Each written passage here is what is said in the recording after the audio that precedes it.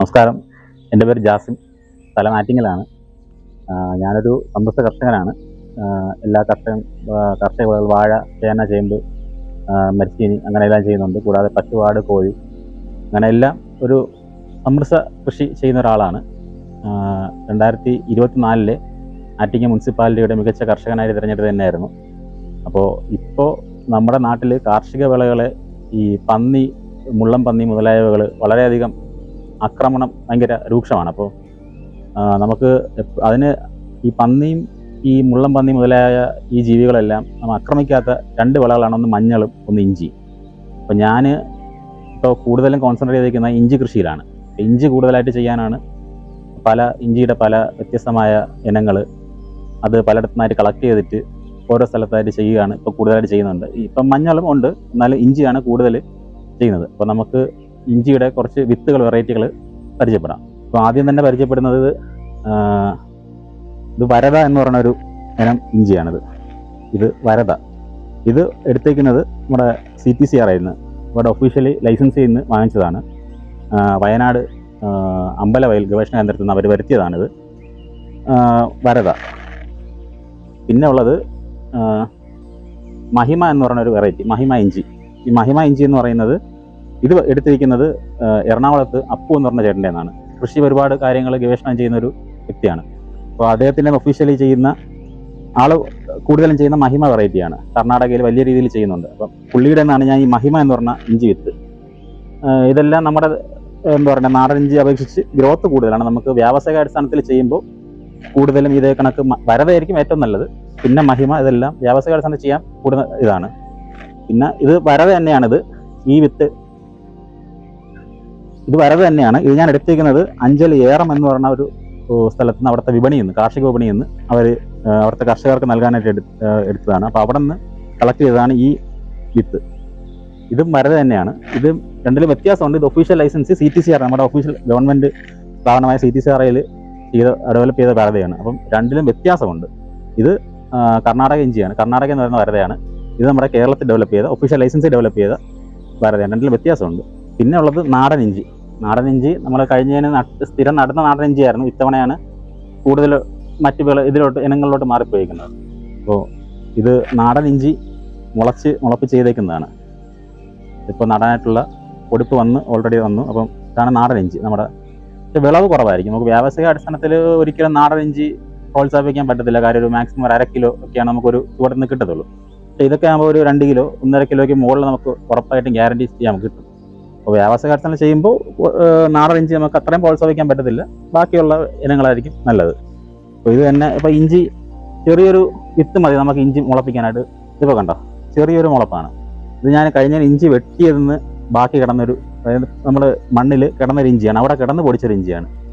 ഒരു ചെറിയൊരു പീസാണ്, അത് പൊടിച്ചു വന്നതാണ്. ഇതിന്ന് ഇഞ്ചി ഇനി മുളപൊട്ടിപ്പൊട്ടി വരും. ഒരു ചെറിയൊരു കഷ്ണം ഇഞ്ചി, ചെറിയൊരു പീസ് ഇഞ്ചിയാണ്. ആ ഇഞ്ചിയിൽ നിന്ന് മുളപ്പാണ്. ഈ വരുന്ന മുളപ്പുകളിലെല്ലാം ഇനി ചുവടെ പൊട്ടിപ്പൊട്ടിയാണ് നമുക്ക് ഇഞ്ചി ഡെവലപ്പായി വരുന്നത്.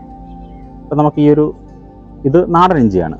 ഇത് വരദയിൽ മുളപ്പ് വരുന്നതാണ്. ഇത് ഇപ്പം 1, 2, 3, 4, 5, 6, 7ഓളം മുളപ്പുണ്ട് വരുന്നതിൽ. അപ്പോൾ ഇത്രയും ഇത്ര ചെറിയൊരു പീസ് മതി. ഇത് ഏകദേശം ഒരു 35 ഗ്രാം വെയിറ്റുള്ള ഒരു പീസാണ്. അപ്പോൾ നമ്മൾ ഒരു ചുവട്ടിൽ ഒരു കുഴിയിൽ നമുക്ക് നടാൻ ഈ ഒരു പീസ് ഇഞ്ചി മതിയാവും. ഇതും തന്നെ നമുക്ക് ഈ ഒരു പീസ് നട്ട് കഴിഞ്ഞാൽ നമുക്ക് ഏകദേശം 1 കിലോയ്ക്ക് മുകളിൽ നമുക്ക് ഇഞ്ചി ഇതിൽ നിന്ന് ലഭിക്കും. 1 കിലോയ്ക്ക് മുകളിൽ വെച്ച് നമുക്ക് 2 കിലോ 2.5 കിലോ 3 കിലോ വരെ കിട്ടുന്ന ഇഞ്ചി ഇനമാണ് വരദ. പിന്നെ ഈ ഇഞ്ചി കൃഷിയെ സംബന്ധിച്ചിടത്തോളം വേറൊരു കാര്യം, നമുക്ക് ഇപ്പോൾ വേറെ ജീവികളൊന്നും ആക്രമണം ഒന്നും ഉണ്ടാവില്ല, അല്ലെങ്കിൽ ഉപദ്രവങ്ങളൊന്നും ഉണ്ടാവില്ല എന്ന് വെച്ചാൽ നമുക്ക് ചുമ്മാ നട്ടിട്ട് പോകാൻ കഴിയുന്ന ഒരു വിളയല്ല ഇഞ്ചി.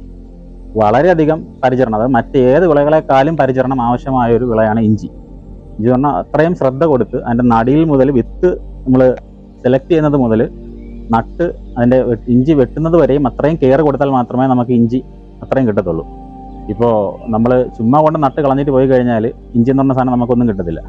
ചിലപ്പോൾ ഒരു ചോട്ടിൽ നിന്ന് ചിലപ്പോൾ വെച്ച കിഴങ്ങ് അതേ കണക്കിരിക്കുമായിരിക്കും, അല്ലെങ്കിൽ അത്രയും മാത്രം ഇതായിരിക്കും കിട്ടുന്നത്.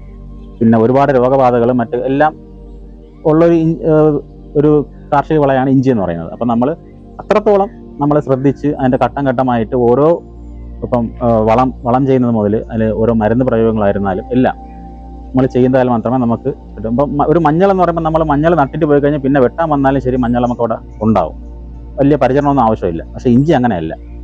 നമ്മൾ ഓരോ മാസവും കൃത്യമായിട്ടും അതിൻ്റെ ചുവടിൽ കൊടുക്കേണ്ട കാര്യങ്ങളെല്ലാം കൊടുക്കുക, വളങ്ങളിടുക, എല്ലാം ചെയ്താൽ മാത്രം, ഇപ്പം അങ്ങനെ ശ്രദ്ധാപൂർവം ചെയ്താൽ മാത്രമേ ഇഞ്ചി നമുക്ക് എന്താ പറയണ്ടേ, കാലാവസ്ഥയും എല്ലാം ഒത്തു വന്നു കഴിഞ്ഞാൽ ലോട്ടറി തന്നെയാണ് ഇഞ്ചി കൃഷി. നല്ലൊരു വിള കിട്ടിക്കഴിഞ്ഞാൽ ഉറപ്പായിട്ടും കർഷകന് നല്ല വരുമാനം ഉണ്ടാകുന്ന ഒരു കൃഷിയാണ് ഇഞ്ചി കൃഷി. നമ്മൾ നല്ല ഇഞ്ചി വിത്തുകൾ തിരഞ്ഞെടുത്തതിന് ശേഷം അത് നടുന്നതിന് മുന്നായിട്ട് മുള പൊട്ടിയ വിത്തുകൾ മാത്രമേ നമ്മൾ കൂടുതലും നടാൻ ശ്രമിക്കാവൂ. കാര്യം ഈ വ്യാവസായിക അടിസ്ഥാനത്തിൽ ചെയ്യുന്നവരൊക്കെ പറയുന്നത് നമ്മൾ ഈ മുള പൊട്ടിയ വിത്ത് നല്ല ഈ എന്താ പറയണ്ടേ, ഈ മുള പൊട്ടുമ്പോഴേക്കും വിത്ത് ഒരുമാതിരി ചുരുങ്ങുന്നൊരു വിത്തുണ്ടെങ്കിൽ നമ്മളത് പരമാവധി ഒഴിവാക്കുക. രോഗബാധ ഉള്ള വിത്തുകളാണ്. അപ്പോൾ അത് നമ്മൾ പരമാവധി ഒഴിവാക്കി നല്ല ആരോഗ്യമുള്ള വിത്തുകൾ എടുക്കുക. എന്നിട്ട് ഈ ഇത് മുള കിട്ടാനായിട്ട് നമ്മൾ ചെയ്യേണ്ടത് ഒരു 100 ഗ്രാം പച്ച ചാണകം 1 ലിറ്റർ വെള്ളത്തിൽ കലക്കുക. ആ ചാണകപ്പാലിൽ ഈ വിത്ത് നമ്മൾ നടാൻ തിരഞ്ഞെടുക്കുന്ന വിത്തുകൾ ഒരു അരമണിക്കൂറോളം മുക്കി വയ്ക്കുക. ശേഷം ഒരാഴ്ച നമ്മൾ വെയിലടിക്കാതെ തണലത്തിട്ട് ഉണക്കിയെടുക്കുക. തണലത്തിട്ട് നമ്മൾ ഉണക്കി സൂക്ഷിക്കുമ്പോഴേക്കും ഈ മുള പൊട്ടി വരും. ആ വിത്തുകളിലെല്ലാം ഇത് കണക്ക് നല്ല മുളകൾ വരും. ആ വിത്തുകൾ മാത്രം, നല്ല ആരോഗ്യമുള്ള വിത്തുകൾ മാത്രം നടാൻ തിരഞ്ഞെടുക്കുക. നമ്മൾ ഈ മുള പൊട്ടിയ ഇഞ്ചി വിത്ത് നടുന്നതിന് തൊട്ട് മുന്നേ ആയിട്ട് ഏതെങ്കിലും നല്ലൊരു കുമിൾനാശിനിയിലോ മുക്കി നടുന്നത് വളരെ നന്നായിരിക്കും. ഞാനിവിടെ ഉപയോഗിച്ചിരിക്കുന്നത് റെഡോമിൽ ഗോൾഡ് എന്ന് പറയുന്ന ഫംഗസൈഡാണ്. അതിൽ 20 ഗ്രാം റെഡോമിൽ ഗോൾഡ് 1 ലിറ്റർ കഞ്ഞിവെള്ളത്തിൽ മിക്സ് ചെയ്തതിന് ശേഷം ഒരു പേസ്റ്റ് രൂപത്തിലാവും. അതിൽ മുക്കി വെച്ചതിന് ശേഷം അത് ഇതിൽ മുക്കിയിട്ടാണ് നടുന്നത്. അപ്പോൾ അങ്ങനെ ചെയ്യുമ്പോൾ ഉപയോഗം എന്ന് വെച്ചാൽ ഈ നമ്മളിപ്പോൾ വെള്ളത്തിൽ കലക്കിയിട്ട് 1 ലിറ്റർ വെള്ളത്തിൽ അല്ലെങ്കിൽ 2 ലിറ്റർ വെള്ളത്തിൽ 1 ഗ്രാം ഇത് കലക്കി നമ്മൾ വെള്ളത്തിൽ ബൾക്കായിട്ട് കലക്കുന്നതിനേക്കാളും ഇങ്ങനെ ചെയ്യുമ്പോഴേക്കും, പേസ്റ്റ് രൂപത്തിൽ ചെയ്യുമ്പോഴേക്കും അത് ഈ വിത്തിലത് പറ്റിപ്പിടിച്ചിരിക്കും. അപ്പോൾ നമുക്ക് അഴുകൽ രോഗങ്ങളും മറ്റു കാര്യങ്ങളും, ഇപ്പം നമ്മൾ നല്ല വിത്ത്, ഇപ്പം മുള വന്ന വിത്ത് ആയിരുന്നാലും പോലും ഇപ്പം എന്തെങ്കിലും ഒരു ഫംഗസ് ബാധ അതിനകത്ത് ഉള്ളിലുണ്ടെങ്കിൽ അതില്ലാതായിക്കോളും. ആ ഫംഗസ് ബാധ നശിപ്പിച്ചതിന് ശേഷം നമുക്ക് നടുമ്പോൾ നമുക്ക് പൂർണ്ണമായിട്ട് നല്ല ആരോഗ്യത്തോടെ ഇഞ്ചി മുള പൊട്ടി വരിക അതുകൊണ്ട് സാധിക്കും.